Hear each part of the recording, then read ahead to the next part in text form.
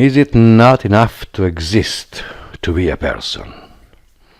Usually, if we have nothing better to do, we do not deal with these philosophical contortions. Maybe someone came to mind Cartesio, René Descartes, my high school teacher who was inflexible on that, with this I think so I am, cogito ergo sum. Or maybe Damasio, a neuroscientist more recent, with his I feel so I am, in the sense of feeling emotions. But in our daily life, for us, the answer is obvious. We are alive, we exist. Of course we are persons. I, you, she, we, you, they. It's elementary. We quickly get used to health and good health. Who has it doesn't think. Only when we lose one or the other, we discover how complicated, complex, everything that revolves around us, the conditions that allow us to feel good. Even for our purposes, we must abandon the restful condition of the obvious acknowledgement of the person's elementary existence and start from farther away. No one exactly knows how we function. Thought, memory, learning, attention, conscience are only terms that indicate something that is not visible to us, but that connects, links pieces of our real environment. Something that is certainly connected to our neural system, even if no one can say exactly how. In short, we use conjectures to orient ourselves and try to get along the best we can in dealing with our operations, with our functioning. If on the one hand we have to resign ourselves to the long time of scientific research, which is not possible today to have any idea of term, awaiting for certain and finally explanatory answers. On the other hand, we can try to improve our provisional conjectures. To get to the narrating I, we have to equip ourselves with something more than we have so far deployed. We need to further articulate and enrich our conjecture into a conjecture that helps us to solve some paradoxes otherwise insoluble, and to compose, link elements or otherwise inconsistent. In short, we need another system. Among the paradoxes and contradictions, we can certainly place what we call leadership, and also the relief that derives from good psychotherapies. Our autopoietic nature, whose feedback is indubitable, almost objective, is incompatible with both. In the face of the obvious existence of the ego, of the I, we fumble when we try to explain the functioning of the couple, of the group, and definitely we surrender to the emergence of the multiple personality. Consciousness, awareness, and unconscious provide infinite hard times. It is keeping in mind also these elements that we have decided to equip ourselves with the conjecture of the systemics, relatively more articulated than those commonly available today, and that we now integrate with another system, the symbolic thought system, whose coupled environment is constituted by the problems that the operating or operational thought system, integrated with all the other systems mentioned before, failed to resolve. Note: It would be very long, and I am afraid uncomfortable, to bring back here the whys and the wherefores of this decision.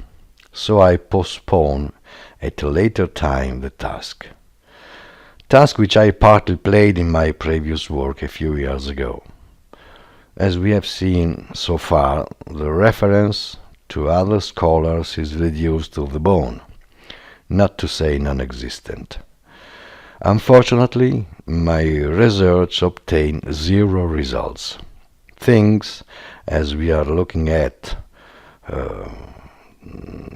them now, seem to have not yet occupied anyone. Although reluctantly, I indicate the only reference I know, which unfortunately is my work.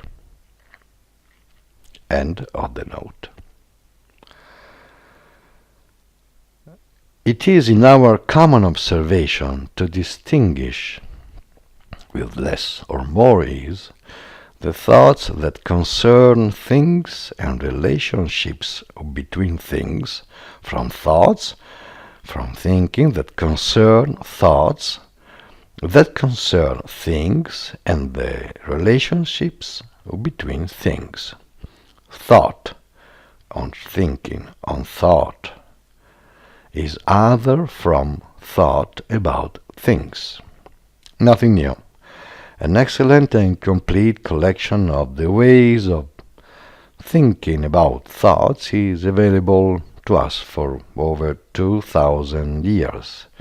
Those chapters that collect all the possible variations of three types of operations: metaphor, metonymy, and synecdoche.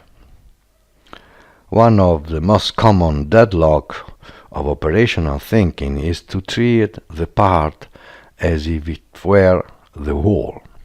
The phlogiston has dominated the medical diagnosis for centuries, before anyone came to mind that there could be anything else, and began to go in search of viruses. With a little patience and a lot of time, we could identify for each variant a concrete example. If the patience is not lacking, the time instead is. The point seems solid enough to allow us to proceed. And it's also and especially in the control of interaction with others, with the other, with those configurations of environment in which we find our fellows, that things are often difficult and incomprehensible, where the solution of the operational thought system often proved to be ineffective, and where the symbolic thought system manages to attenuate, to soft, if not to solve, the difficulties. Having to deal with others, is for us the focus of greatest interest. We must necessarily articulate the description of the configuration of the symbolic thought system a bit more. A little while ago we defined the reference environment of the symbolic thought system as constituted by the problems that the operational thought system cannot solve. This is an abbreviation, a shortcut, a simplification of the complex path that we should have done to be able to account for all the difficulties that our systemic machine faces and how these difficulties are treated. For now, let's take it like this and go ahead. The first problem to solve seems to be who or what is the other. And what we cannot avoid when having to deal with this more or less simultaneously, to tackle also with the correlated key of any other we can identify. Yes, the ego, of course, the I. For the operational thought system, the other and I are They are only two sub-configurations of the broader environment configuration, two objects integrated into the virtual environment which it has to deal with. Self-awareness constitutive of the subject, as we intend the person, the constitution of the object I as a thinking subject, self-conscious, is one of the fruits of the work of the symbolic thought system that precisely deals with the problems that the operational thought system cannot solve. So we see the gradual stratification and development of our ability to generate neurograms, relatively stable neural codes of our actions. From hereditary unconditioned reflexes, endowments of the first four systems, I remember them, motorial, sensorial, proprioceptive, and nociceptive ones, to the conditioned reflexes, great contribution of the emotional system, which we will have to re-examine shortly. From the conditioned reflexes to the reconditioned reflexes, that is the result of the contribution of the operational thought system. And from these to reconditioned reflexes, spectacular openness to our freedom provided by the symbolic thought system. And now let's see how we may tackle with the ego and the other.